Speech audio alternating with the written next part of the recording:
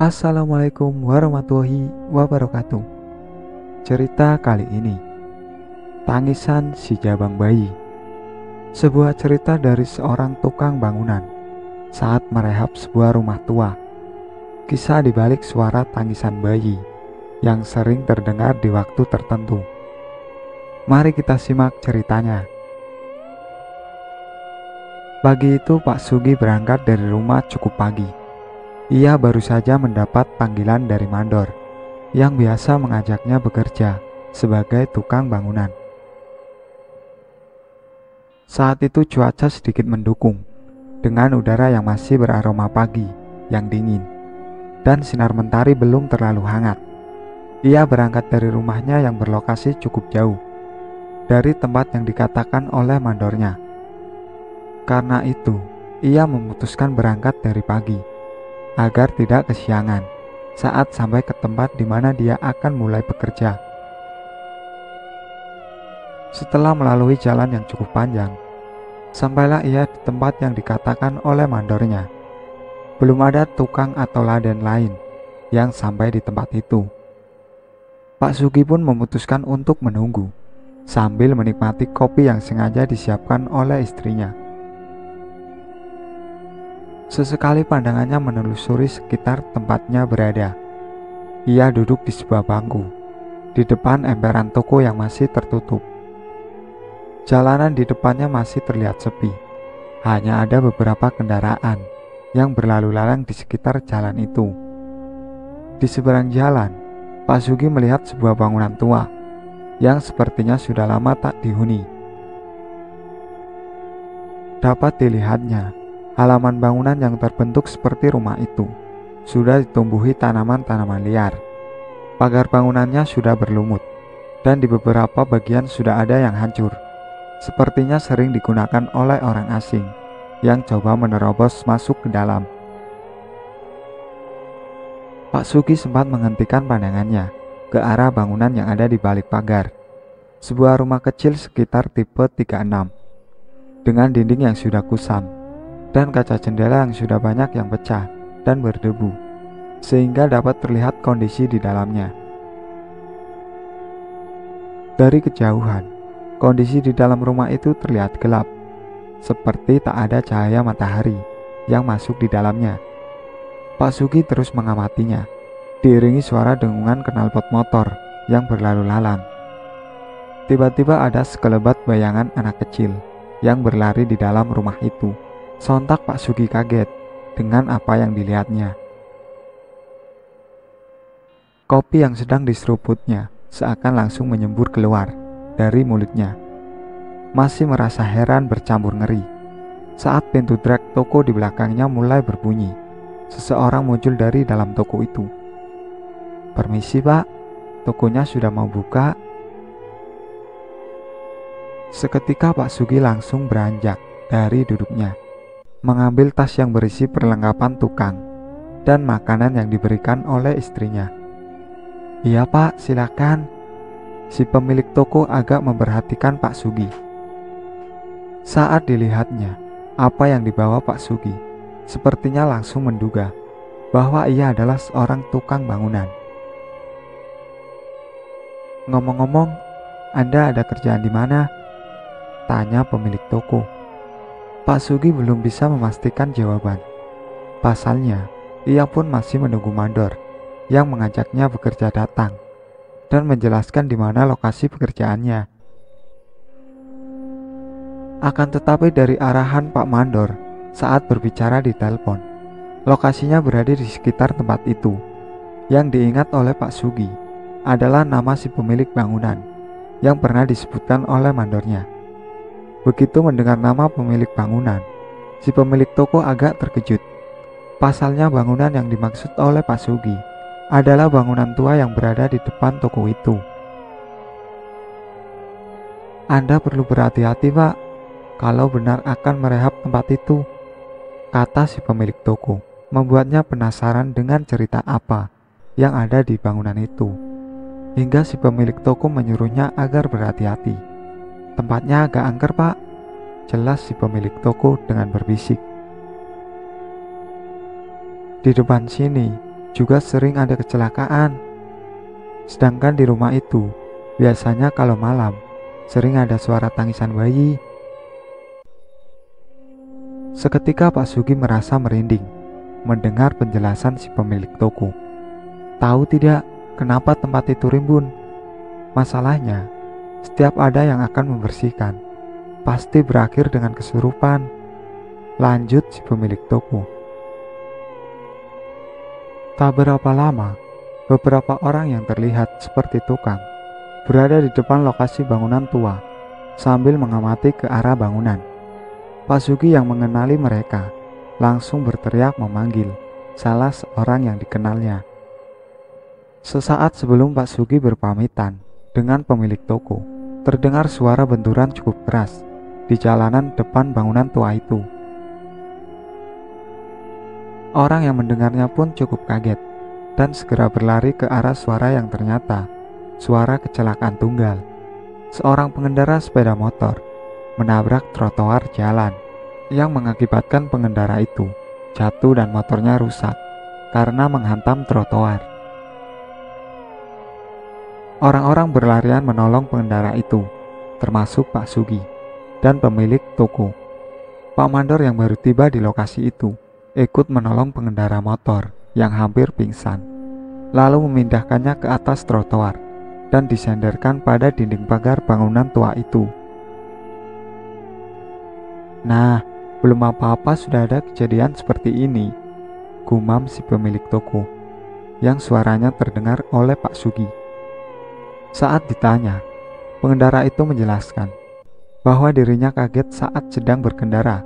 Tiba-tiba ia melihat seorang anak kecil yang entah dari mana datangnya sedang merangkak di tengah jalan. Pengendara itu berniat menghindari anak itu, sehingga ia seketika membelokkan motornya ke pinggir jalan dan akhirnya menghantam trotoar. Beberapa orang yang mendengar penjelasan si pengendara keheranan karena tak ada anak kecil yang dimaksud olehnya, karena jalanan masih sepi. Kejadian itu seperti memperkuat keyakinan Pak Sugi bahwa tempat itu benar-benar angker, seperti yang dijelaskan oleh pemilik toko. Pak Sugi hampir saja enggan melanjutkan rencananya untuk bekerja dengan Pak Mandor yang mendapat tugas merehab bangunan tua itu. Kalau saja ia tak teringat dengan keadaan dapur rumahnya yang hampir tak berasap karena hampir sebulan ia tak bekerja, mungkin ia sudah memutuskan untuk mundur. Rasa pekiweh dengan Pak Mandor pun membuatnya memberanikan diri. Akhirnya semua kembali pada aktivitas masing-masing. Para tukang sudah mulai membersihkan rerimbunan di dalam area pagar bangunan, sedangkan pemilik toko sudah membuka toko sembakonya. Meski beberapa kali Pak Sugi melihatnya dengan mengamati para tukang yang sedang bekerja. Apa yang sempat dikatakan oleh pemilik toko itu sepertinya benar-benar terjadi pada hari itu juga. Setelah kejadian kecelakaan tunggal di pagi harinya, ada kejadian lain yang terjadi di siang hari, mendekati waktu duhur. Saat para tukang sedang beristirahat kerja, salah seorang tukang yang baru selesai menebang pohon tiba-tiba terdiam dan langsung masuk ke dalam rumah yang akan segera dibongkar. Pak Sugi dan beberapa tukang lain yang memperhatikannya merasa aneh dan keheranan. Pasalnya tukang itu merangkak masuk ke dalam rumah, lalu langsung bersembunyi di dalam area bekas kamar mandi yang masih kotor. Hal itu disampaikan pada Pak Mandor yang langsung mendatangi bekas kamar mandi bersama beberapa tukang, termasuk Pak Sugi. Betapa terkejutnya mereka saat tukang itu terlihat meringsuk sambil memeluk lututnya. Tubuhnya jatuh ke lantai sambil kepalanya mendongak ke atas dan matanya membelalak. Lalu tiba-tiba si tukang itu berteriak seperti sedang menangis, tapi dengan suara seperti bayi. Semua orang berlari ketakutan menyaksikan kejadian itu. Pemilik toko yang mengetahui kejadian itu langsung berlari menuju bangunan rumah tua itu. Di tangannya seperti memegang sebuah benda yang mirip seperti tasbih. Dengan ditemani oleh Pak Mandor Pemilik toko itu pun mendekati tukang yang bertingkah aneh di dalam kamar mandi. Dengan sigap, dikalungkannya benda mirip tasbih itu ke kepala tukang yang sepertinya sedang kesurupan. Seketika, tukang itu menggerakkan tangan dan kakinya, hingga posisinya seperti orang kejang. Tukang itu kembali berteriak kejang, dan tak berapa lama, tubuhnya melemas. Sepertinya sesuatu baru saja keluar dari tubuhnya. Pemilik toko itu pun menyuruh beberapa tukang untuk segera mengevakuasi temannya dari tempat itu. Sedangkan Pak Mandor langsung melaporkan kejadian tak wajar itu pada seseorang yang memberinya tugas untuk merehab rumah itu. "Anda akan mulai bekerja di sini. Kok tidak membuat selamatan dulu?" tanya si pemilik toko.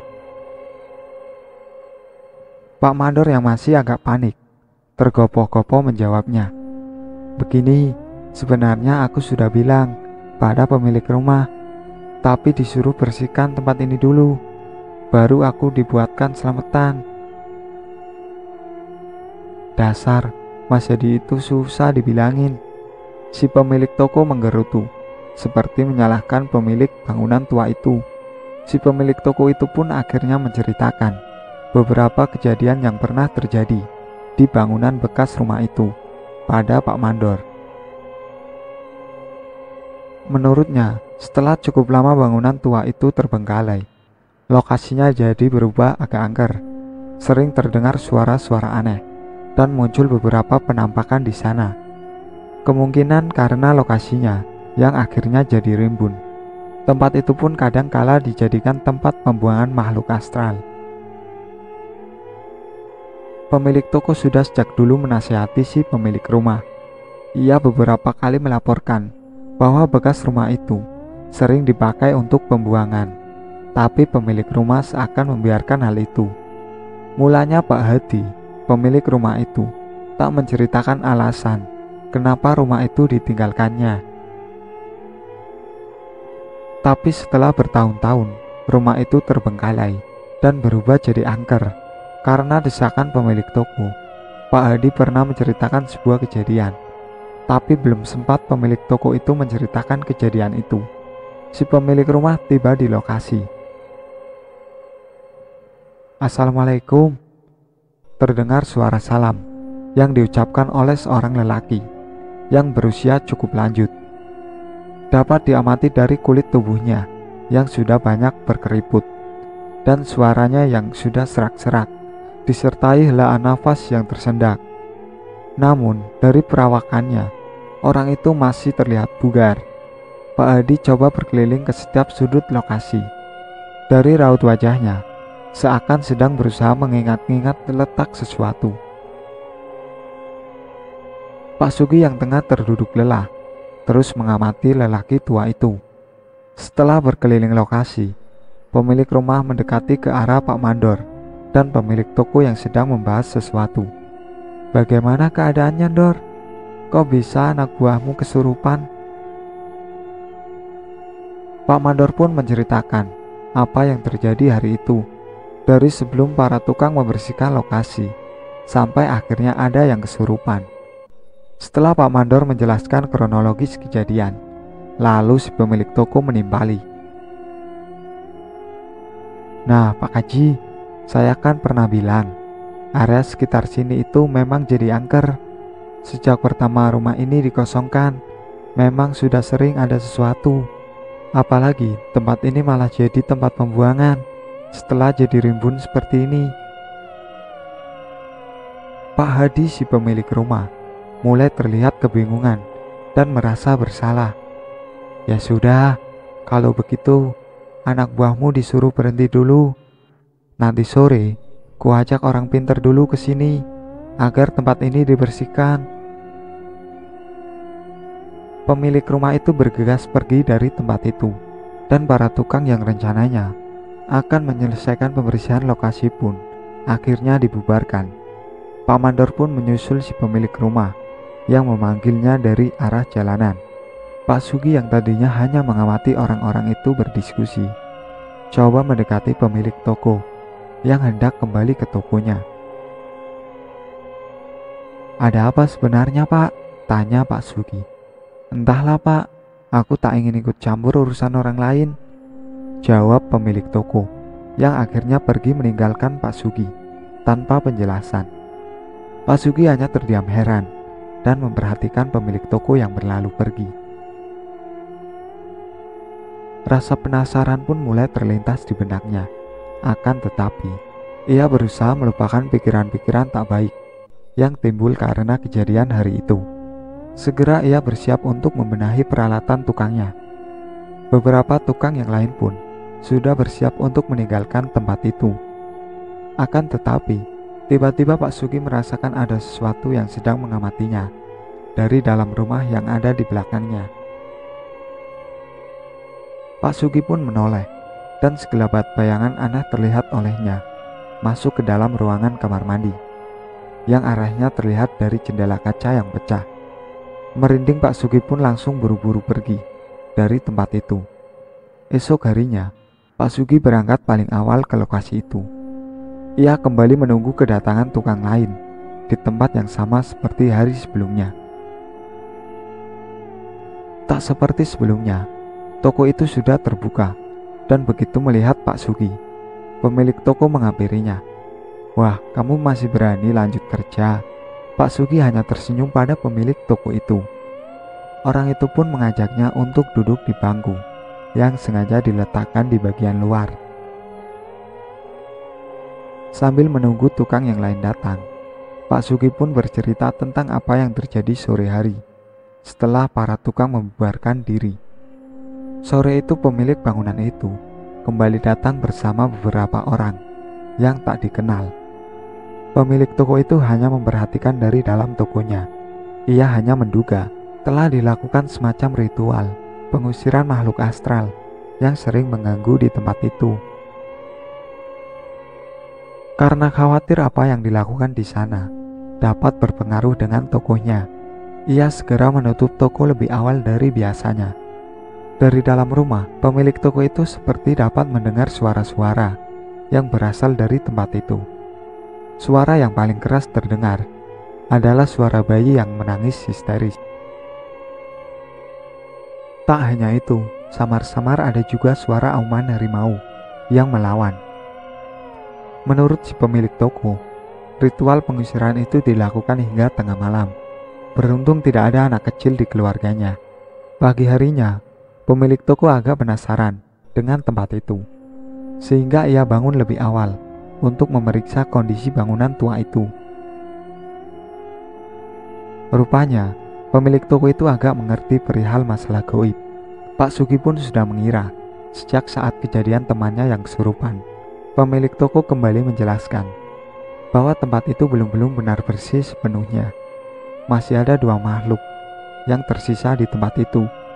Sesosok makhluk berwujud anak kecil, dan yang satunya seperti sosok yang jadi pemomongannya, wanita tua yang kadang menampakkan diri dengan wujud menyerupai kuntilanak. Pak Sugi pun kembali diperingatkan agar lebih berhati-hati saat bekerja di tempat itu. Di hari kedua itu, pekerjaan rehab berjalan dengan lancar tanpa adanya gangguan seperti hari sebelumnya. Lokasi yang awalnya rimbun sudah terlihat cukup bersih. Beberapa hari kemudian, aktivitas kerja di lokasi bangunan tua itu sudah terlihat padat. Para tukang sudah ada yang menggali tanah dan memasang pondasi. Tukang yang lain ada yang membongkar bagian atap rumah. Pak Sugi sendiri bertugas membuat pondasi rencana bangunan baru. Pemilik rumah beberapa kali datang ke lokasi untuk memantau hasil kerja Pak Mandor. Akan tetapi, berbeda dengan saat itu, ada hal lain yang membuat pemilik rumah datang dan membahas sesuatu permasalahan yang kelihatannya sangat penting dengan Pak Mandor. Pak Sugi yang masih bekerja tak begitu memperhatikan apa yang dibahas. Pikirnya, mungkin keduanya sedang membahas masalah pembayaran proyek rehab di lokasi itu. Selang berapa lama setelah pemilik bangunan itu pergi, sebuah kejadian yang mengerikan kembali terjadi. "Pak D, kesini. Lihat Pak, "Ini apa?" teriak salah seorang tukang bernama Amin. Pak Sugi yang masih memasang batu pondasi langsung mendekat ke arah Amin yang sedang menggali tanah di area belakang bangunan.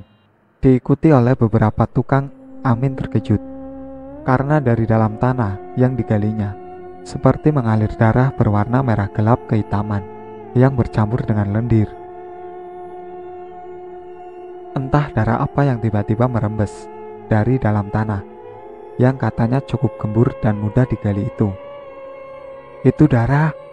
sontak Pak Mandor yang mengetahui kejadian itu langsung berlari ke arah kerumunan tukang yang menyaksikan apa yang keluar dari dalam tanah. "Aduh, gawat Le, gawat!" gerutu Pak Mandor yang sepertinya ketakutan. Mungkin dia tahu apa yang sebenarnya ada di tempat itu. Berhubung jam kerja yang sudah hampir selesai, akhirnya tepat di tanah yang mengeluarkan darah itu diputuskan untuk ditutup dengan andukan semen dan pasir agar rembesan darah itu berhenti. Saat itu Pak Mandor benar-benar ketakutan, seakan ia mendapat masalah besar.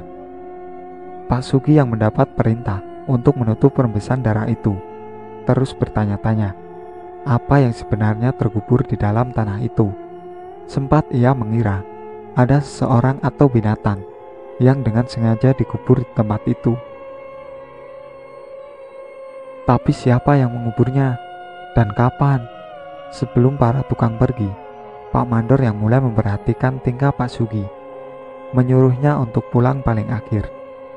Alasannya, pemilik rumah akan segera datang untuk melihat lokasi kejadian. Dengan perasaan yang masih takut, Pak Sugi terpaksa menuruti perintah Pak Mandor.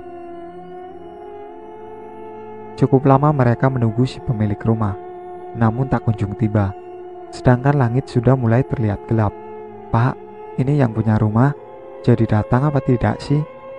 tanya Pak Sugi yang tiba-tiba merasa khawatir. "Entah lagi, coba kita tunggu sebentar lagi. Kalau tak juga datang, ya sudah tinggal saja," jawab Pak Mandor. Keadaan sekitar pun hampir berubah gelap, sedangkan pemilik rumah belum juga datang. Tiba-tiba, Pak Sugi seperti mendengar suara aneh, suara tangisan bayi yang samar-samar terdengar lirih. "Dor, apa kita coba digali saja? Jangan-jangan di dalamnya ada bayi," ujar Pak Sugi.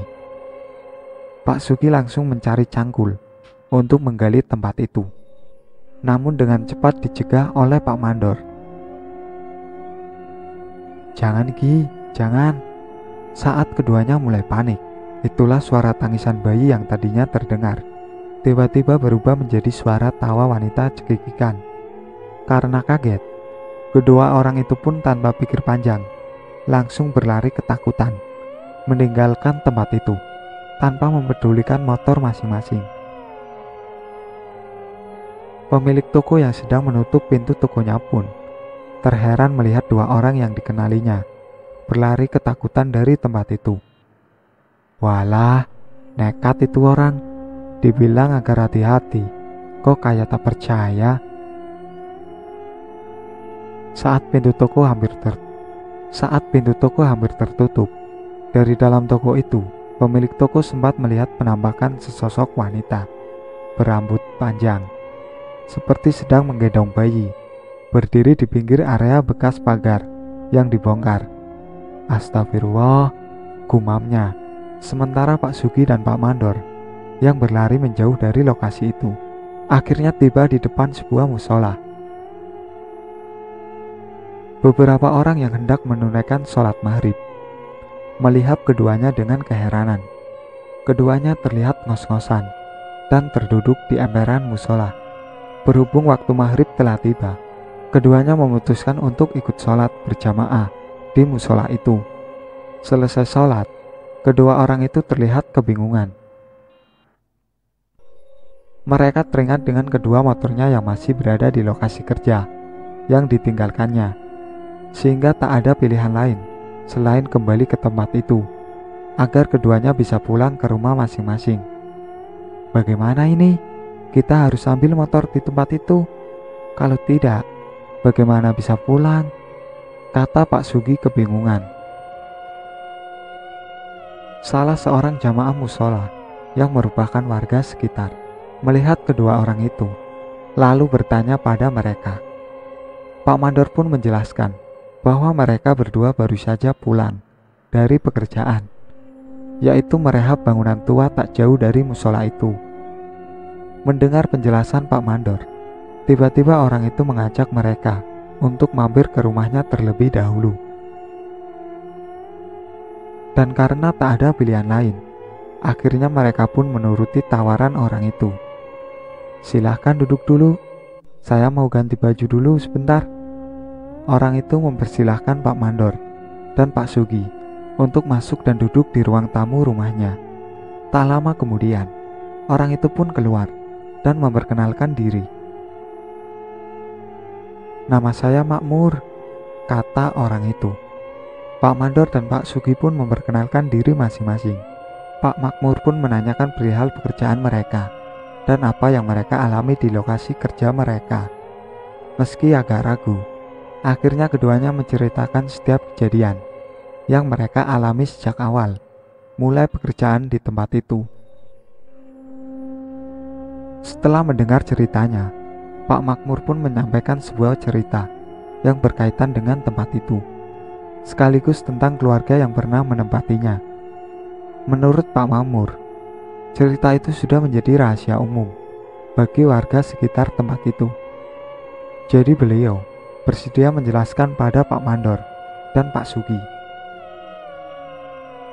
Sebelum bercerita, istri Pak Makmur muncul menyuguhkan minuman untuk kedua tamu suaminya. Nah, ini istri saya, dia juga tahu cerita di bekas rumahnya Pak Hadi itu, ujar Pak Makmur. Istri Pak Makmur pun ikut duduk di ruangan itu dan ikut membahas ceritanya. Sore itu pun Pak Sugi dan Pak Mandor pun akhirnya mengetahui sejarah kelam yang terjadi di rumah itu. Awalnya, Pak Hadi dan seluruh keluarganya tinggal di rumah itu. Menurut cerita Pak Makmur, Pak Hadi punya seorang anak perempuan yang saat itu masih remaja. Usianya seumuran dengan istri Pak Makmur. Bahkan, menurut Pak Makmur, dulu anak Pak Hadi dan istrinya sempat berteman baik. Suatu ketika, ada hal yang memalukan terjadi di keluarga itu. Anak Pak Hadi hamil di luar nikah. Sayangnya, kehamilan anaknya itu baru diketahui setelah usia kandungannya berumur hampir 7 bulan.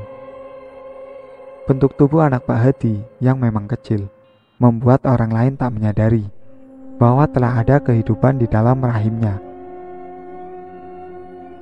Pak Hadi yang akhirnya mengetahui kehamilannya itu sangat marah dan hampir membunuh putrinya sendiri. Untungnya, hal itu tak sampai dilakukan dengan sebuah konsekuensi yang kemudian menjadi alasan mereka pindah dari tempat itu. Pak Hadi memaksa anaknya untuk menggugurkan janin yang sudah bernyawa dalam rahimnya. Dengan dibantu oleh seorang dukun pijat, prosesi pengguguran janin dilakukan di dalam rumah itu. Hampir tak ada yang mengetahui cerita pengguguran itu. Sayangnya, selang beberapa hari, anak Pak Hadi dilarikan ke rumah sakit karena mengalami pendarahan cukup parah. Beberapa warga yang saat itu penasaran dengan kondisi anak Pak Hadi berdatangan dan mencari tahu apa yang sebenarnya terjadi. Istri Pak Makmur adalah salah seorang saksi dari kejadian itu. Sebelum akhirnya meninggal, anak Pak Hadi sempat memberitahukan kepada istri Pak Makmur yang saat itu masih muda bahwa ia baru saja menggugurkan janin hasil hubungan dengan kekasihnya. Anak Pak Hadi pun sempat meminta istri Pak Makmur untuk menyampaikan pada orang tuanya agar jika ia meninggal, ia ingin janin yang digugurkan itu dipindah kuburannya di dekat makamnya.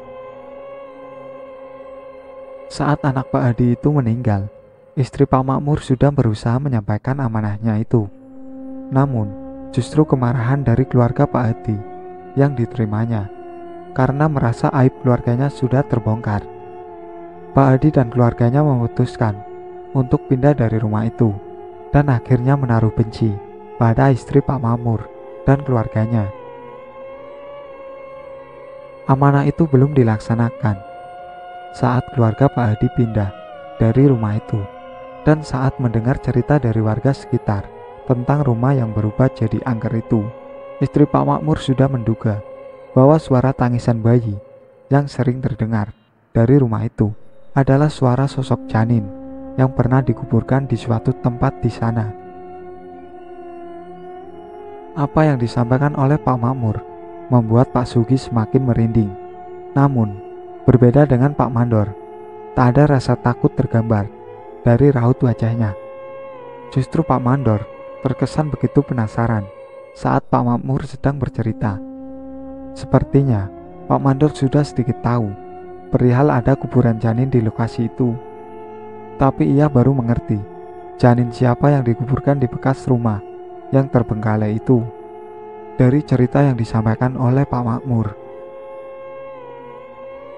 Pak Mandor seperti mendapat versi lain dari cerita tentang rumah itu. Istri Pak Makmur pun menambahi ceritanya. Sekitar 1 tahun setelah kepindahan Pak Hadi dan keluarganya, istri Pak Makmur pernah beberapa kali melihat penampakan teman baiknya berada di sekitar rumah itu. Sesekali ia merasa sosok itu seperti sedang menangis, meminta tolong.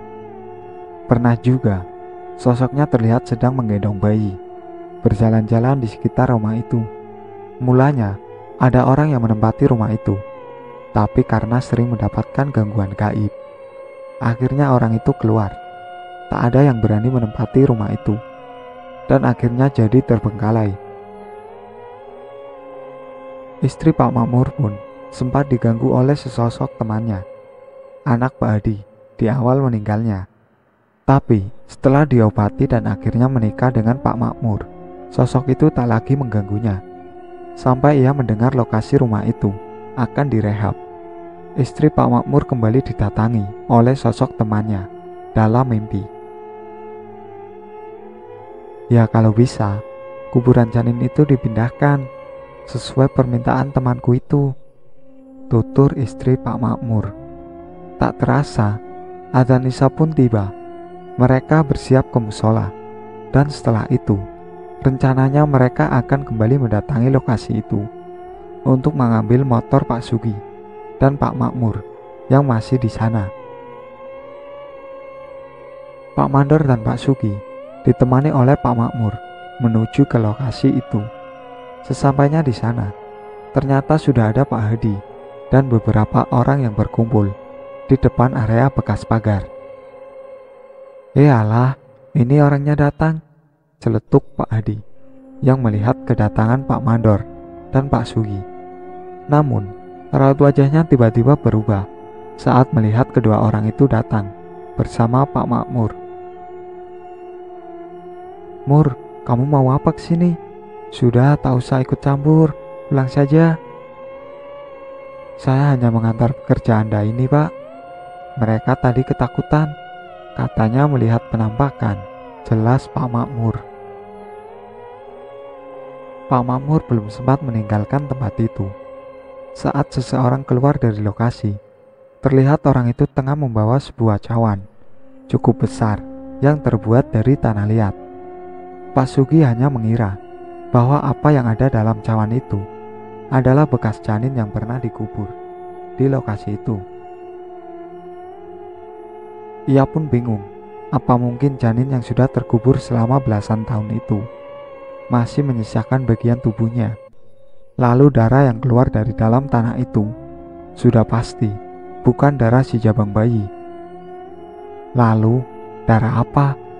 Hal itu masih terus jadi pertanyaan bagi Pak Sugi hingga ia menceritakan pada saya tentang cerita itu.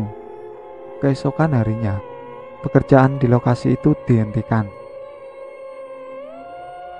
Menurut Pak Mandor, ia memutuskan untuk mundur dari proyek rehab itu. Alasannya, Pak Mandor seakan mempersulit pembayaran untuk proses rehab rumahnya Tapi Pak Mandor sepertinya tidak mengatakan alasan sebenarnya. Tapi saat Pak Sugi diajak oleh Pak Mandor untuk bekerja di lokasi lain, Pak Mandor mengatakan alasannya mundur dari pekerjaan di tempat itu. Alasannya adalah karena Pak Mandor sempat menyarankan apa yang dipesankan oleh istri Pak Makmur pada Pak Hadi. Tersinggung akhirnya Pak Hadi memutus kerja dengan Pak Mandor, dan beberapa hari setelah pekerjaan itu dihentikan, Pak Mandor mendapat kabar dari Amin, tukang yang pernah kali menemukan darah di area bekas rumah itu. Setelah kejadian itu, hampir setiap malam Amin terus ditemui oleh sosok perempuan muda yang menanyakan bayinya. Entah apa maksudnya, perempuan itu seakan terus meminta tolong agar ia mencari keberadaan bayinya.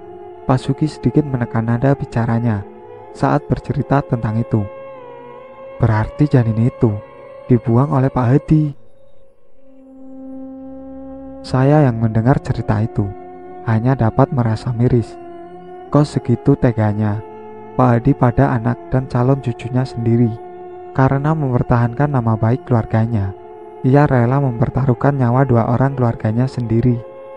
Semoga dari kisah tersebut ada hikmah dan pelajaran yang dapat kita ambil. Saya pribadi mohon maaf apabila ada kesalahan kata dalam menyampaikan cerita. Sampai di sini ceritanya. Dan sekian dari saya. Wassalamualaikum warahmatullahi wabarakatuh.